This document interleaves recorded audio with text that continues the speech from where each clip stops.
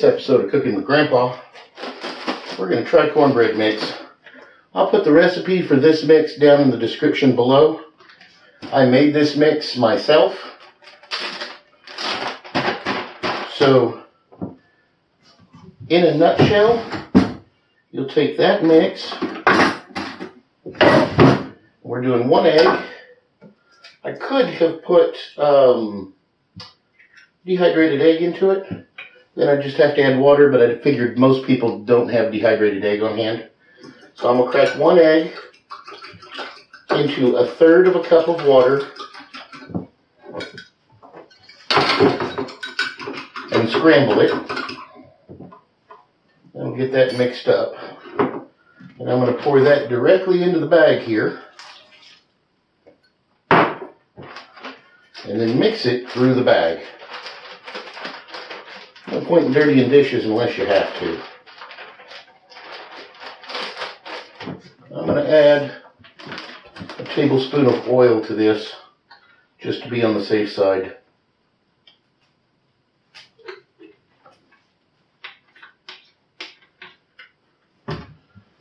Now, if the mix looks a little dry, you're going to add some more water. And this mix does look a little dry, so we're going to add a little bit of water at a time. Until we get a dough that resembles, say, pancake batter. Maybe a little bit thicker than pancake batter. That actually looks good. Yep. Alright. So this is actually the pot out of a Boy Scout cook set that I removed the bail handles from. Put a little oil in it. If I want to oil it, normally I would put butter or lard in it, but I didn't bring any of either of them, which is going to be kind of sucky, but yeah, what the heck. Alright, so we oiled this pot.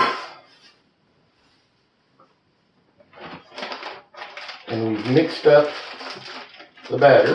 Let's go ahead and dump the batter in here.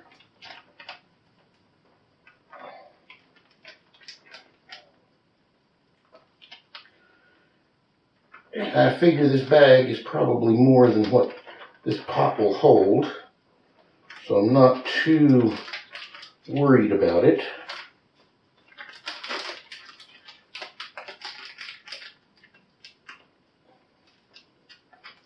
When I put that's enough. When I put the recipe in, I'll put in how much dehydrated egg to use if you want to do it with dehydrated egg. Now I'm just going to drop it and tap it down a little bit. We're going to take this out and I'm going to put it in the grill. Most charcoal grills cook at around 350, 400 degrees, which is perfect for cornbread. And it really only takes about 20 minutes at that temperature. So we're going to see if we can cook this in the grill. Cornbread needs to go over indirect heat. So we're going to put it in this back corner. There's no direct coals underneath it. And we're going to bring the lid down. It's time to check on the cornbread.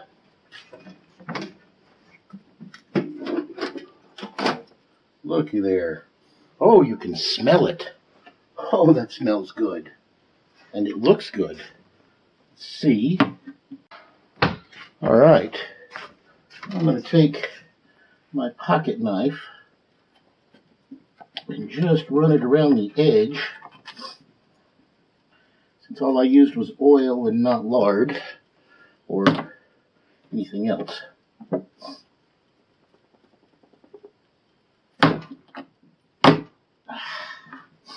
It is stuck in there.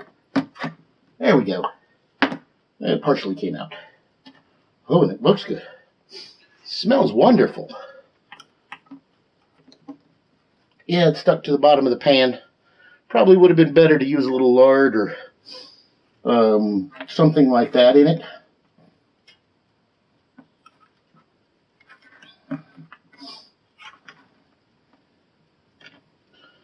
Pull a little bit out.